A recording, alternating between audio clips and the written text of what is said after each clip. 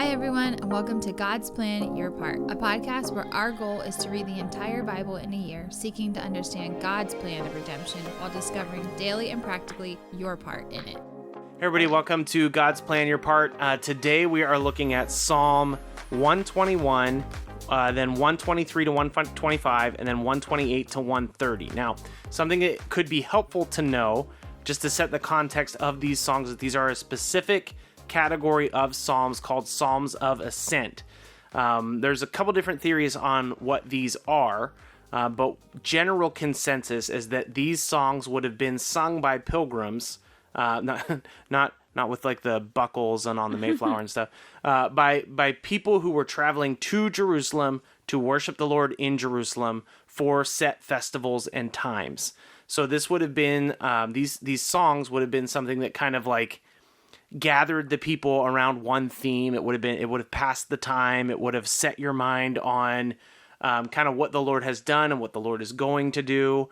So there's different themes in them. I think you Jenny, you kind of seem like you want to talk about like lament a little bit. There's like fear of the Lord. We'll talk about that a little bit. But I think just like you would sing worship songs today, and they don't all mean exactly the same thing. They don't all come from exactly the same place. This would have been a collection of songs for people as they traveled, and they would have been used for that. So that's just kind of to set the scene for what we're looking at. Does that make sense? Yeah, it does a little bit more now. So I guess the chapters that I had read for today were 123 to 125. And something that I noticed about them was they come from this like standpoint of lament. And when I first read this, I was like, well, why would they be lamenting as they're traveling to Jerusalem for these festivals? Like, wouldn't that be like something that they would want to be like praising and thankful that they get to go and like be a part of these festivals, these traditions, whatever. But then you had mentioned something about like on their way, there were more than likely issues that they would have to face, like people potentially warring against them, making their travels pretty hard. But throughout these chapters, it talks about them basically wanting relief from this type of scorn. Chapter 124 talks about thanksgiving of being delivered. And then chapter 125 talks about how if you remain faithful to the Lord, he will basically acknowledge your faithfulness. So it's just like this progression, I guess, of being afraid, being thankful, and then the Lord remembering your faithfulness. That is kind of interesting as you consider the intent of the Psalms, that there are four people who are approaching Jerusalem for this extended period of worship. It's interesting that there's like lament and hope and worship, like almost like steadfast faith in God. Mm-hmm. It is kind of like stirring them toward what they're going to be experiencing. Mm-hmm. My Psalms that I read 121 initially, but then I also read 128 to 130. And 128, this is interesting because I think it's sort of a central biblical theme, so I'm excited to talk about it a little bit. Psalm 128 is going to mention fearing the Lord two different times. First in verse 1, second in verse 4. So, for example, verse 4 says, "Behold, thus shall the man be blessed who fears the Lord." So I'm really interested just to talk, Jenny, about the concept of fearing the Lord. Like, what has it meant to you? Maybe like how have you developed in your understanding of it? Because there is some conversation around what this means and what it is for us. Well, I think it's one of those situations where this word can have multiple meanings. Mm-hmm.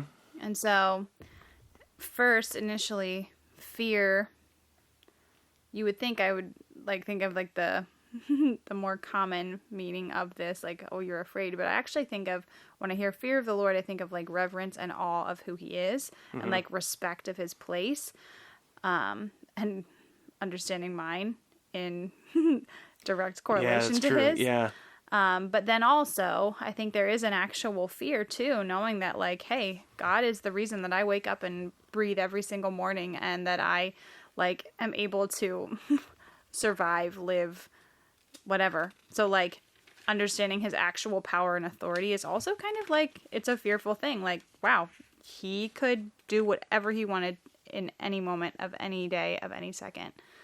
So I think it has a couple of different meanings for me anyway. What about you? I've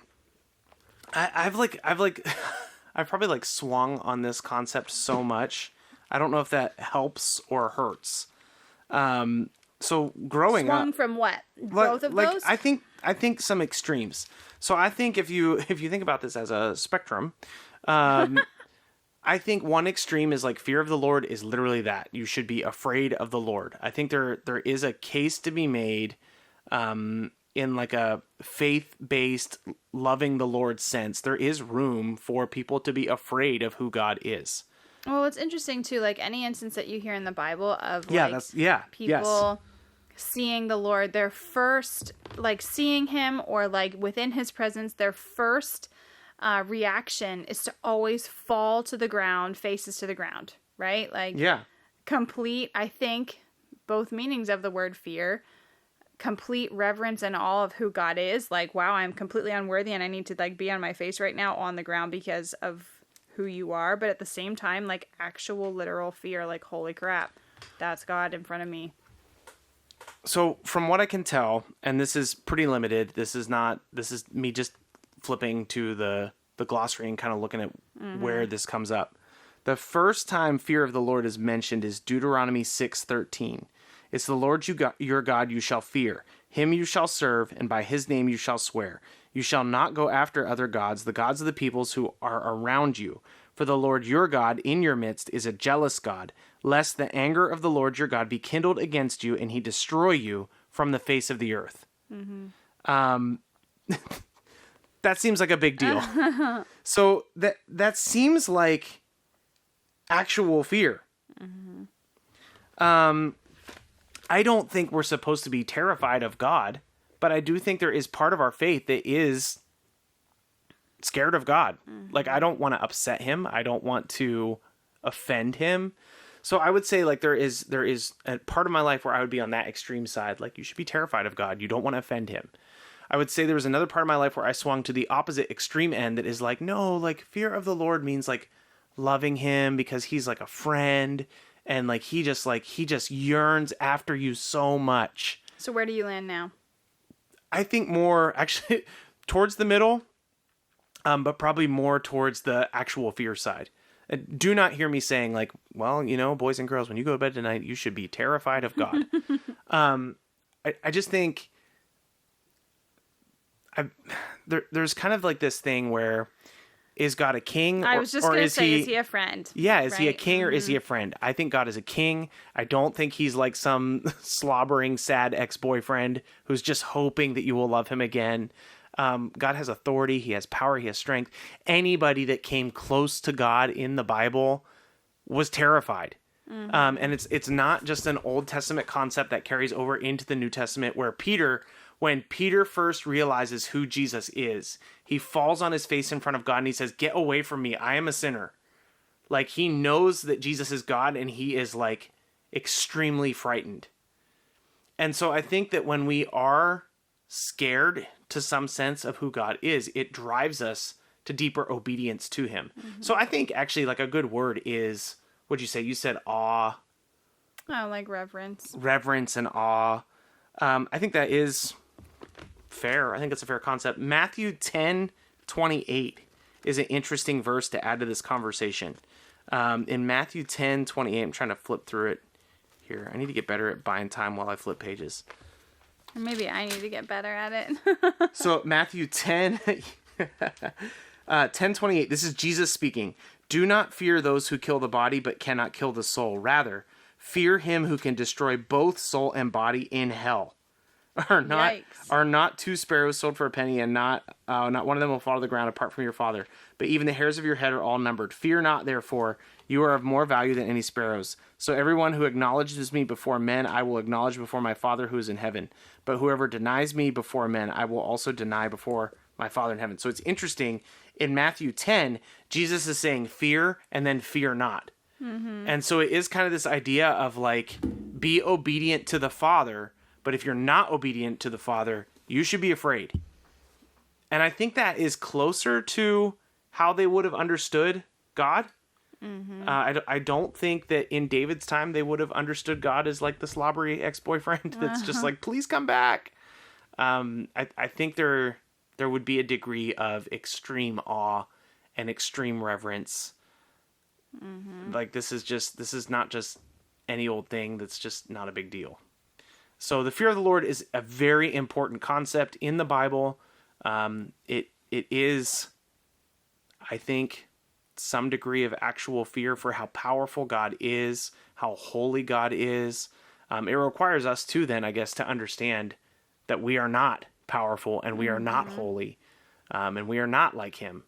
And so we need Jesus to forgive us for our sins so that we can enjoy right relationship with God. And I think that changes the nature of our fear of God then. I think that's an important part of the conversation. So keeps you from slippery places too, of like assuming almost like likeness to God or like equal playing field.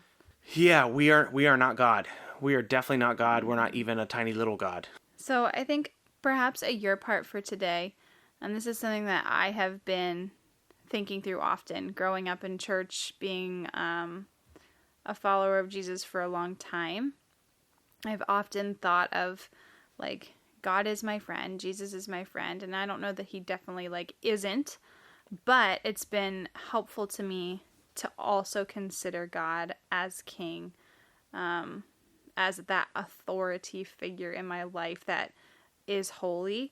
And so I think an encouragement today would be to consider God, if you haven't before, as that reverent king that also needs to be praised and is worthy of our praise and is not just some flippant friend that is in and out of our lives, whatever, but that he is our king and is on his throne and worthy of praise. So just a new way to understand God if you haven't thought of him that way already. Yeah, it's like a joy and a pleasure to serve in the kingdom that belongs to God.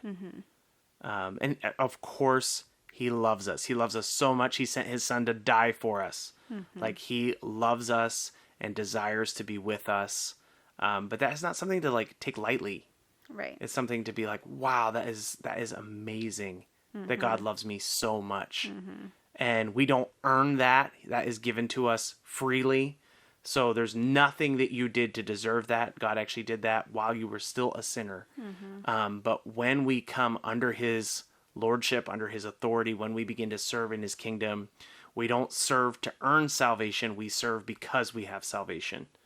And so fear of the Lord drives us to obey him and follow him and serve him with joy, knowing that he loves us and cares about us.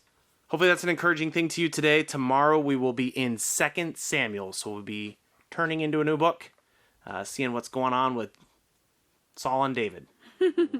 See you then. Thanks so much for listening to our take today. Before we get into the reading, if we could just ask you one thing. If you've been enjoying the podcast, if you could subscribe to us and then leave a rating and review. We'd love to hear from you, and every rating we get helps us reach more people. Ultimately, we're just trying to reach people with the truth of God's word, and your review will help us do that. So thanks so much for being invested in the podcast. Here's the reading for today. Psalm 121, a song of ascents. I lift my eyes up to the hills. From where does my help come? My help comes from the Lord, who made heaven and earth. He will not let your foot be moved. He who keeps you will not slumber. Behold, he who keeps Israel will neither slumber nor sleep. The Lord is your keeper. The Lord is the shade on your right hand. The sun shall not strike you by day, nor the moon by night. The Lord will keep you from all evil. He will keep your life. The Lord will keep you going out and your coming in, from this time forth and forevermore. Psalm 123 to 125. To you I lift up my eyes, O you who are enthroned in the heavens. Behold, as the eyes of servants look to the hand of their master, as the eyes of the maidservant to the hand of her mistress. So our eyes look to the Lord our God, till he has mercy upon us. Have mercy upon us, O Lord, have mercy upon us, for we have had more than enough of contempt. Our soul has had more than enough of the scorn of those who are at ease, of the contempt of the proud. If it had not been the Lord who was on our side, let Israel now say, if it had not been the Lord who was on our side, when people rose up against us. then they would have swallowed us up alive when their anger was kindled against us. Then the flood would have swept us away, the torrent would have gone over us, then over us would have gone the raging waters.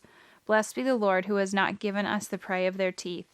We have escaped like a bird from the snare of the fowlers. The snare is broken. And if we have escaped, our help is in the name of the Lord, who made heaven and earth. Those who trust in the Lord are like Mount Zion, which cannot be moved, but abides forever. As the mountains surround Jerusalem, so that the Lord surround his people, from this time forth and forevermore. For the scepter of wickedness shall not rest on the land allotted to the righteous, lest the righteous stretch out their hand and do wrong. Do good, O Lord, to those who are good, and to those who are upright in their hearts. But those who turn aside from their crooked ways, the Lord will lead away with evildoers. Peace be upon Israel. Psalm 128 to 130. Blessed is everyone who fears the Lord, who walks in his ways. You shall eat the fruit of your labor of your hands. You shall be blessed, and you shall be well with you. Your wife will be like a fruitful vine within your house. Your children will be like olive shoots around your table. Behold, thus shall the man be blessed who fears the Lord. The Lord bless you from Mount Zion. May you see the prosperity of Jerusalem all the days of your life. May you see your children's children. Peace be upon Israel. Greatly have they afflicted me from my youth. Let Israel now say, greatly have they afflicted me from my youth, yet they have not prevailed against me. The plowers plowed upon my back. They made long their furrows. The Lord is righteous. He has cut the cords of the wicked. May all who hate Zion be put to shame and turned backward. Let them be like the grass on the housetops, which withers before it grows up, with which the reaper does not fill his hand, nor the binder of sheaves his arms. Nor do those who pass us by say, the blessing of the Lord may be upon you. We bless you in the name of the Lord. Out of the depths I cry to you, O Lord. O Lord, hear my voice. Let my ears be attentive to the voice of my pleas for mercy. If you, O Lord, shall mark iniquities, O Lord, who could stand? But with you there is forgiveness, that you may be feared. I wait for the Lord. My soul waits, and in his word I hope. My soul waits for the Lord, more than watchmen for the morning, more than watchmen for the morning. O Israel, hope is in the Lord. For with the Lord there is steadfast love, and with him is plentiful redemption, and he will redeem Israel from all his iniquities. Thanks so much for listening to God's Plan, Your Part. If anything stuck out to you, if you have any questions, or if you'd like to receive a Bible, you can email us at godsplanyourpart@gmail.com. Also, if you're enjoying the podcast, please consider supporting us through the link in our description. We love that you're on this journey with us, and we hope you have a great day. See you tomorrow.